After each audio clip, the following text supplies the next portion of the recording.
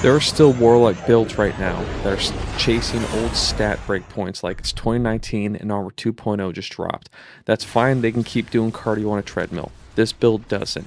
Today we're breaking down the Renegades buddy system as a Prismatic Warlock setup that turns grenades, orbs, and battlefield control into consistent Devour, ridiculous survivability, and a sword-first playstyle that holds up when enemies stop politely lining up to die.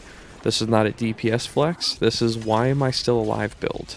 You don't do all the work, you outsource it.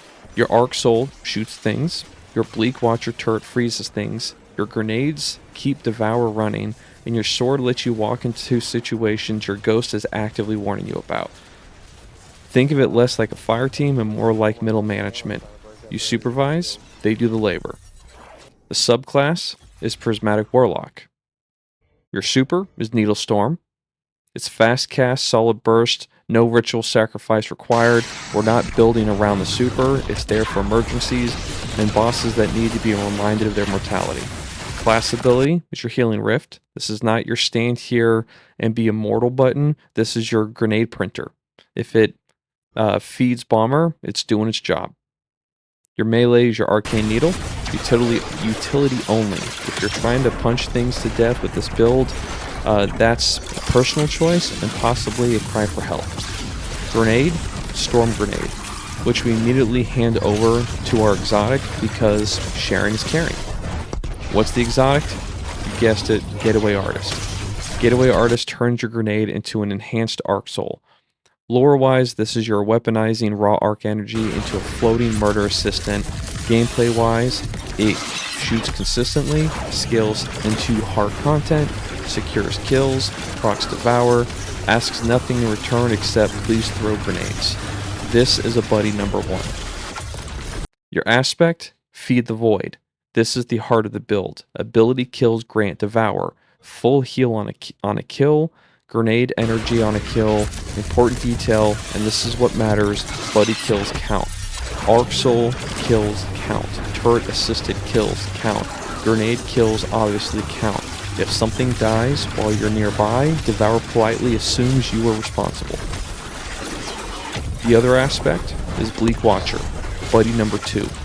Bleak Watcher is battlefield control disguised as a snow cone machine. It freezes champions, it locks lanes, it buys revive time, turns bad runes into manageable geometry.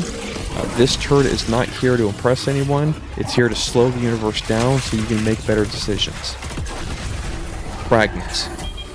We're running 4 facets, and every one of them earns its keep. Facet of protection, damage resistance when things get close, which they will, because you're holding a sword like a bad idea with confidence.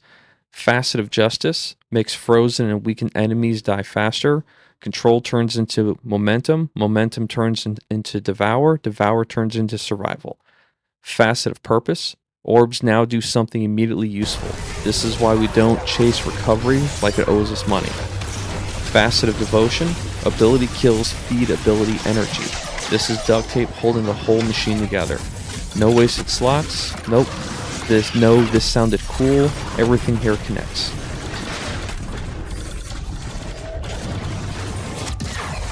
Alright, looking at the Armor 3.0 stats. This build uses stats like a support staff, not the main character. My grenade stat in this build is 141. Realistically, anything that gets you closer to 200 grenade stat is what you want. Below 100 gets you cooldowns. Above 100 gets you more grenade damage. Grenades matter here. They start Arc Soul, they fuel Devour, they enable turrets. This is one stat that you really should push for this build because it actually pays dividends. For everything else, super comes from ashes to assets, not intellect. Melee is your utility. Weapons do their job because positioning and control exist. Stats support the system, they don't run it. Really the only thing you're looking for here is a grenade stat that gets you as close to 200 as possible. For other mods and orbs, this is the economy of chaos, right? This build runs on orbs like the tower runs on bad decisions. I'm running at least 2 firepower or grenades. Grenade kills make orbs. Kinetic and elemental siphons where weapon kills make orbs. This is that one again I can never pronounce. Innervation, where orbs give grenade energy, and then bomber, at least 3 bombers where rift gives grenade energy. Again, everything I'm doing is trying to get grenade energy back so we can keep throwing out those arc souls. At this point, grenades are less of an ability and more of a lifestyle. If Devour ever drops, it's usually because you stood somewhere you shouldn't have, not because the build failed. Looking at weapons and artifact, I'm still using Praxic Blade. This is not a DPS sword, although it's hitting very hard this season. This is this thing is just hitting everything right now. You can run in there and probably use it in boss damage, but there's other weapons you can use, because again, this build is built around the grenades, not necessarily your weapons. But I'm still running Praxic Blade, refurbished in my heavy and high tyrant as pretty much my primary, my primary shooter, right? This is my day-to-day worker for red bars, orb generation. It's really safe at mid-range pressure, while my refurbished is for bosses, distant yellow bars. The shoulders on tormentors works really well, and then any other problem that needs to be solved from across the room. Praxic Blade itself, I really like using the, what's my vocabulary word?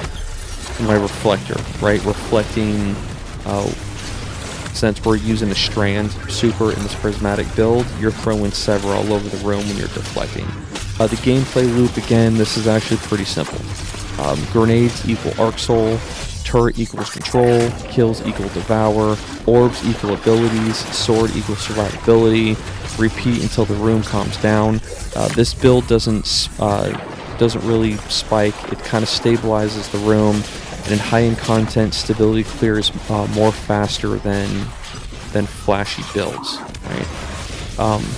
Again, this is the Renegades buddy system. This is not a new build. A lot of people have been using Getaway Artist for multiple seasons. It's just, again, it works really well right now with Armor 3.0 and the current Renegade season. To make sure that you're not fighting alone, you're not fragile, you're definitely not doing all the work yourself. If you like our Titan Stronghold build, this is almost the Warlock equivalent. Same philosophy, different flavor, but it still gives you that controlled chaos in a room. If you're good with this build, like what you see, please subscribe, drop some comments in there, put build recommendations down in the comments as well. Give us your feedback on what you think of Getaway Artist, or if you have any feedback on this build. Until next time, stay lucky out there. There's an old Earth mythological creature that... never mind.